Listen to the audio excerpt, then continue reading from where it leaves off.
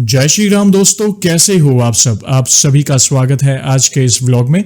दोस्तों, आज मैं आपके लिए Q&A व्लॉग लेकर वापस लौटा हूं, जिसमें आपके सवाल होंगे, मेरे जवाब। तो ध्यान से इस वीडियो को आखिर तक अवश्य देखिएगा, क्योंकि क्या पता आपके कोई ना कोई सवाल का जवाब आज आपको मिल सकता है। क्योंकि कई बार भक्त मुझे कमेंट के माध्यम से सवाल पूछते हैं, इंस्टाग्राम में DM करके सवाल पूछते हैं, ईमेल के माध्यम से सवाल पूछते हैं। तो आप सोचिए कि अगर मैं हर एक भक्त को इंडिविजुअली हजारों मैसेज का रिप्लाई देने बैठूं तो मैं आपके लिए वीडियो नहीं बना पाऊंगा। तो मैंने रैंडमली ज्यादा पूछे जाने वाले जो सवाल होते हैं उसे पिकअप किया है, जो इंपॉर्टेंट है और मुझे लगा कि ये आप तक पहुंचने चाहिए। तो मैंने 3 सवाल इंपॉर्टेंट आज सेलेक्ट किए हैं। तो ध्यान से आज इस वीडियो को आखिर तक देखिएगा। वीडियो पसंद आए तो लाइक और शेयर करना ना भूले। नए हो तो चैनल को सब्सक्राइब करें। जय श्री राम का नारा लगाकर बेल आइकॉन को अवश्य दबाएं, ताकि आने वाले नए नए इंटरेस्टिंग व्लॉग्स हमारे फैमिली से जुड़े हो, ऐसे Q&A वाले हो या फिर प्रभु से जुड़ी कोई प्यारी कथा क्यों ना हो, आप सबसे पहले देख सकें। दोस्तों, सबसे पहला सवाल है, बहुत इंपॉर्टेंट सवाल है, जो कि हनुमान चालीसा के संकल्प से जुड़ा सवाल है। ये सवाल एक महिला भक्त द्वारा पूछा गया कि जयेश भैया, मैंने हनुमान चालीसा का संकल्प लिया और किसी वजह से वो संकल्प मैं पूरा नहीं कर पाई, तो क्या मैं दोबारा संकल्प ले सकती हूं? क्योंकि आपके वीडियोस देखकर ही मैंने संकल्प लिया था। देखिए, अगर आप मेरे विचार पूछ रहे हैं तो ये जानकर मुझे अच्छा लगा कि आप हमारे प्रभु से जुड़े हैं, आप चालीसा के पाठ कर रहे हैं, संकल्प लिया आपने। लेकिन आपका जो सवाल है, जिसमें आपने कहा कि किसी कारणवश मेरा संकल्प पूरा नहीं हो पाया या टूट गया, तो ये जो कारण है वो क्या है, उसे हमें जानना है। देखिए, 2 तरह के कारण होते हैं जिसके कारण हम संकल्प पूरा नहीं कर सकते हैं। या तो कोई जेन्युइन प्रॉब्लम आई जिसके कारण आप संकल्प को पूरा नहीं कर पा रहे हैं, या फिर जानबूझकर आपने उस संकल्प को तोड़ दिया। देखिए, पहले बात करते हैं जेन्युइन प्रॉब्लम।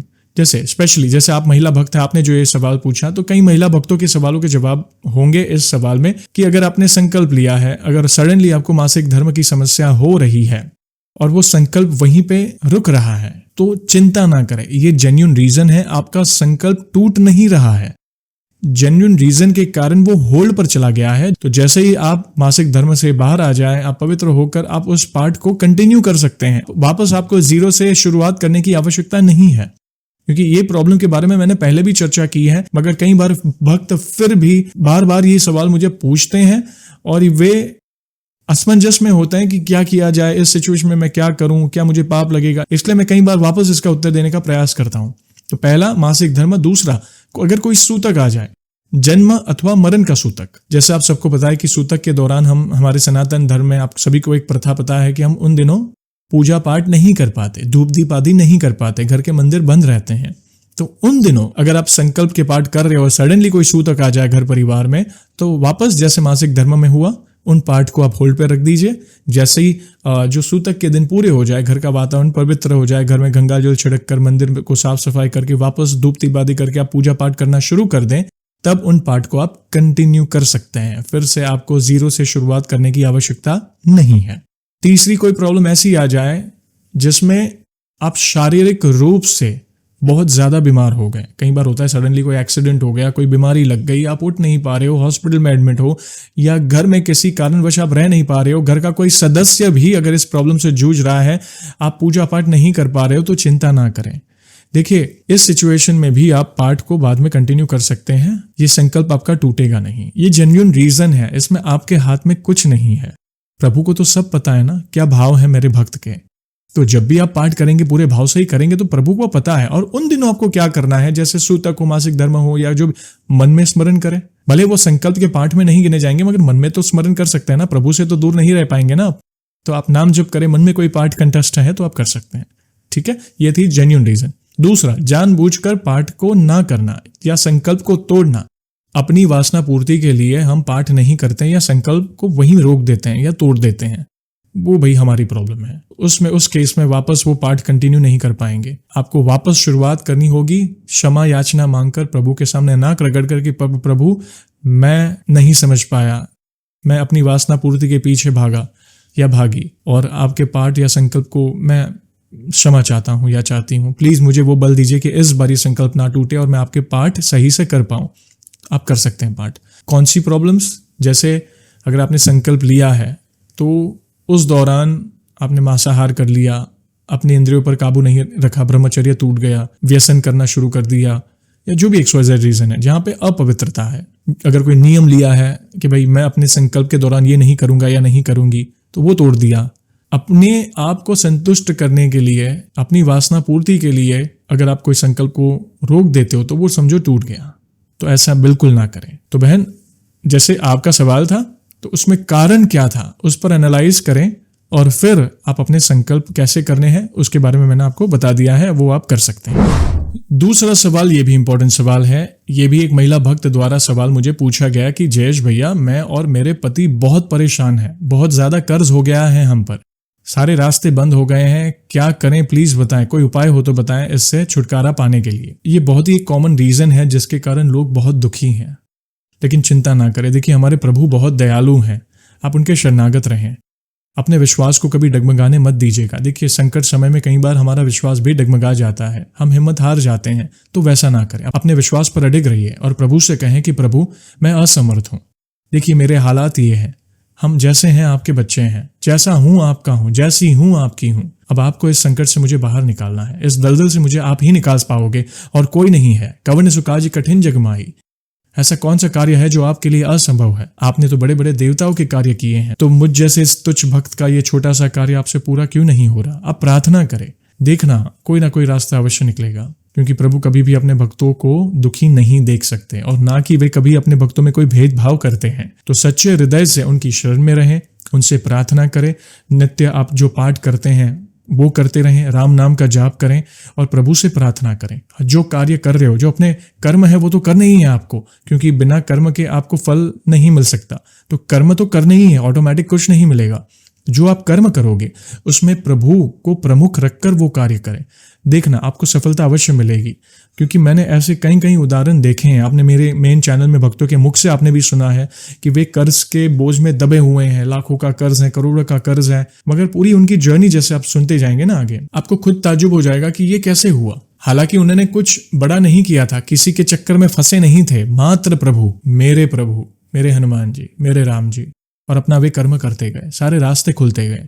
तो वो विश्वास रखिए, आपको और आपके पतिदेव दोनों को वो विश्वास रखना होगा कि नहीं प्रभु सब अच्छा करेंगे, और प्रभु का मन में स्मरण करके अपने कर्म करते रहें। देखना धीरे धीरे बदलाव आने शुरू हो जाएंगे, और कब प्रभु इस प्रॉब्लम से आपको बाहर निकालेंगे आपको खुद को पता नहीं चलेगा। आप खुद सोचोगे कि मैं तो ऐसे दलदल में फंसी हुई थी जिससे बाहर निकालना असंभव था, लेकिन असंभव को संभव केवल प्रभु कर सकते हैं। तो प्रभु के नाम पर ही विश्वास करें, कहीं पे भटकने की आवश्यकता नहीं है, क्योंकि गलत लोग बैठे ही हैं, पैसों की डिमांड करें या जो भी टोना टोटका तंत्र तांत्रिक उपाय मत पड़ना कभी कुछ चक्कर में। सबसे बड़े प्रभु हैं, उनके शरणागत रहें, देखना आपके लिए सारी व्यवस्था प्रभु करेंगे।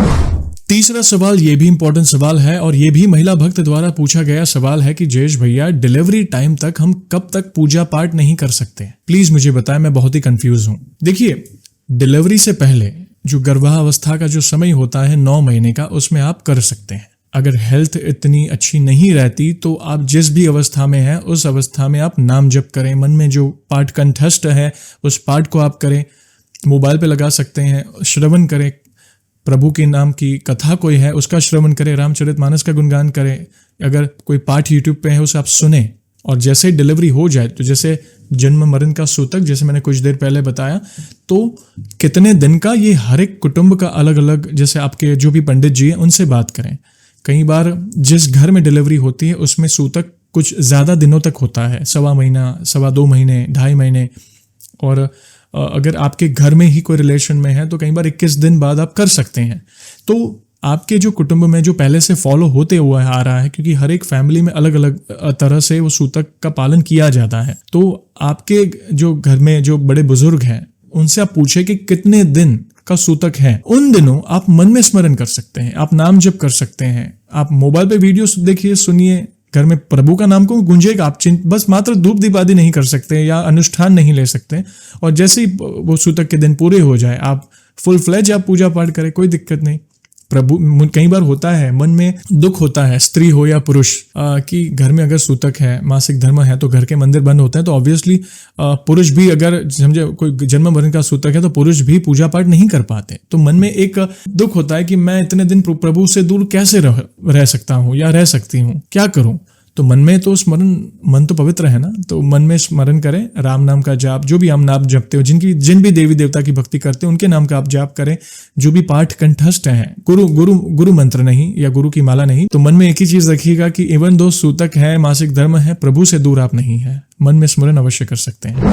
और दोस्तों, आप सभी को तो पता ही है कि व्लॉग को हम ऐसे ही एंड नहीं करेंगे, प्रभु के नाम का गुणगान जो करना है। और दोस्तों, आज भी कुछ ऐसी फेमस पंक्तियां लाया हूं जो मैं हर बार गुनगुनाता हूं और कई बार मैंने गाई हुई भी है, तो आज फिर से वो पंक्तियां गाऊंगा। अगर आपको ये पंक्तियां आती है तो मेरे साथ अवश्य गाइएगा। तो बोलिए, सियावर रामचंद्र की जय, पवन सुत हनुमान की जय। राम के नाम का जाप करो तुम, तन मन में श्री राम बसायो। अतुलित बल के धाम हो, लेकिन राम चरण सदा और धारो। राम के नाम का लेके सहारा, जन कल्याण का ध्येय है धारो। कौन ही जानत है जग में, प्रभु श्री राम दूत है नाम तिहारो। श्री राम दूत है नाम तिहारो, संकट मोचन नाम तिहारो। वज्र प्रहारा टूटी हनु, तब पेतु वायु देव को क्रोध है आयो। पितु वायु देव को क्रोध है आयो। आशीष रूपी वरदान अनगिन देव सभी तुमको दे डारो। देव सभी तुमको दे डारो। वज्र का मान है भंग कियो, वज्र का मान है भंग कियो। और बजरंगी तुम हो कहलायो। कौन ही जानत है जग में, प्रभु बजरंग बली है नाम तिहारो। बजरंग बली है नाम तिहारो, संकट मोचन नाम तिहारो। जय सिया राम, जय हनुमान। क्या अद्भुत पंक्तियां हैं ये। दोस्तों, ये पंक्तियां आपको कैसे लगी और आज का ये Q&A सेशन आपको कैसा लगा, प्लीज अपने विचार कमेंट में अवश्य दीजिएगा। वीडियो पसंद आई हो तो लाइक और शेयर करना ना भूलें। नए हो तो चैनल को सब्सक्राइब करें।